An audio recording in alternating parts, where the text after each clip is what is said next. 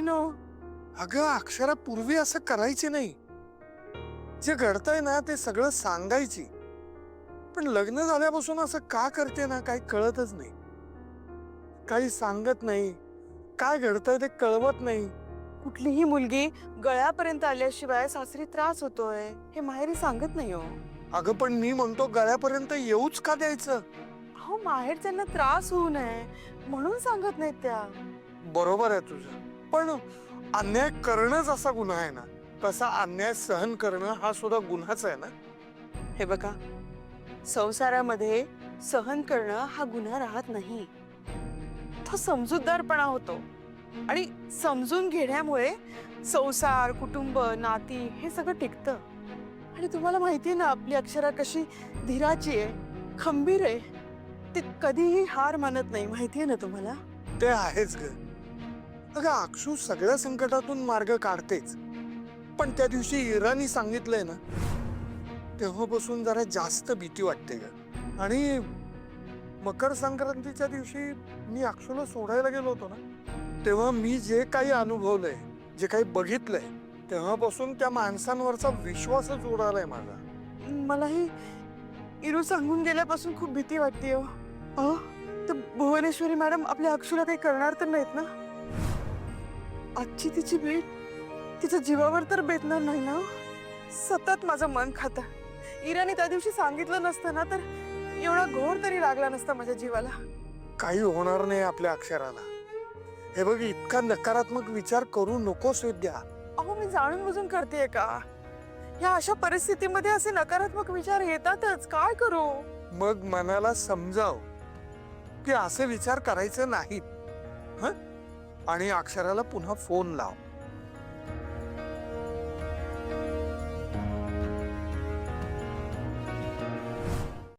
तू बघ तोपर्यंत काय ते बघ बाबा, माझं काय लक्ष नाही आता. अरे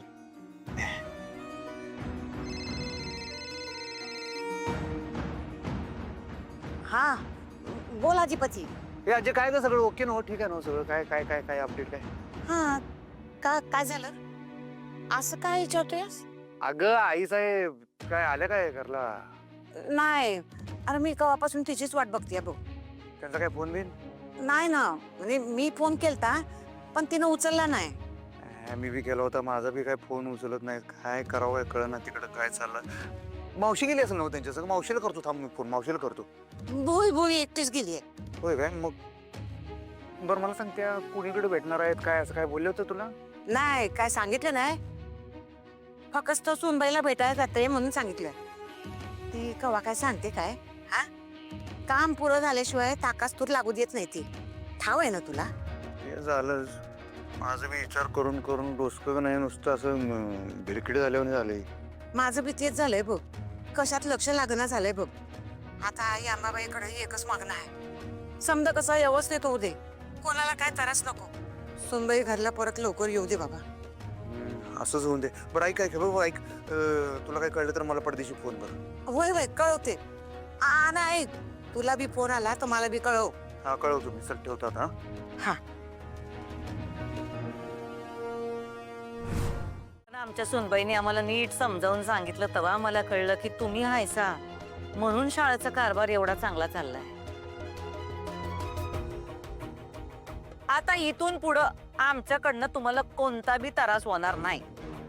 आणि बरं का सर मॅडम, तुम्हाला पण सांगतो, आमच्याकडनं तुम्हाला कोणता बी त्रास होणार नाही. अहो तर तुमची बी माफी मागतो. हा, माफी मागतो. अहो मॅडम, प्लीज प्लीज माफी नका मागू आमची. आम्ही तुमच्यापेक्षा खूप लहान आहोत. उलट आमचं काही चुकलं तर तुम्हीच आम्हाला माफ करा प्लीज मॅडम. नाही नाही नाही, तुमचं कुणाचं काय बी चुकलेलं नाही. तुम्ही समजेजण तुमचं काम एकदम पद्धतशीर करताय, तसंच करत राहा काय.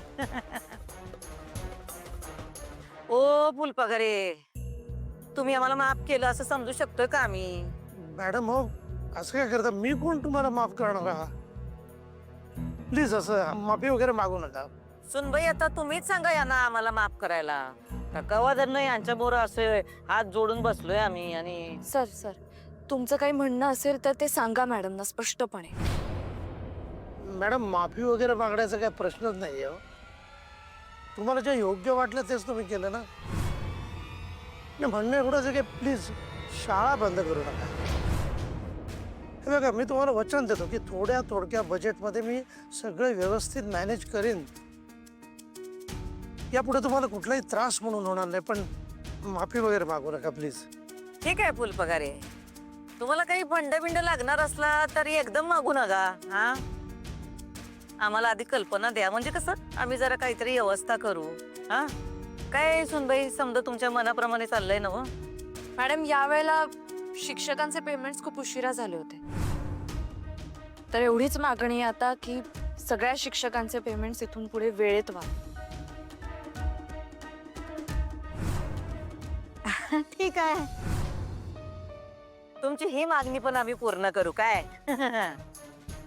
आता सगळ्यांसमोर आम्ही शब्द देतो काय, यापुढं तुमच्या सगळ्यांचे पगार एकदम वेळेत होणार. हा, शाळेची सगळी व्यवस्था पण आम्ही चोख ठेवणार, काय काळजी करू नका तुम्ही. हा, आणि शाळा सुद्धा बंद करणार नाही, बरोबर ना?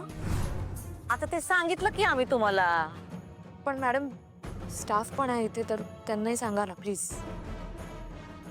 ठीक आहे, तर मंडळी इशा असा आहे की आम्ही शाळा बंद करण्याचा जो काही निर्णय घेतला होता तो मागं घेतलाय. आम्ही काही शाळा बंद करणार नाही, त्यामुळे कुणी बी टेन्शन घेऊ नका. सर मॅडम, तुमच्या घरच्यांना सांगा हा, तुमची नोकरी एकदम शेप मध्ये आहे म्हणावं. हा, थँक्यू मॅडम. हा.